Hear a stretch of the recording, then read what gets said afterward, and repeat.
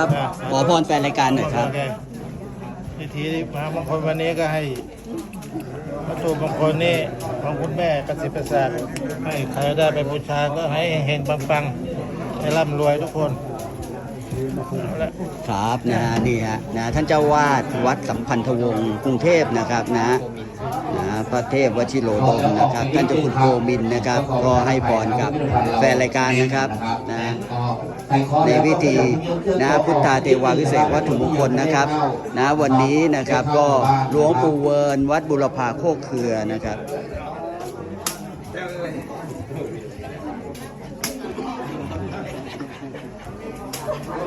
พอจนได้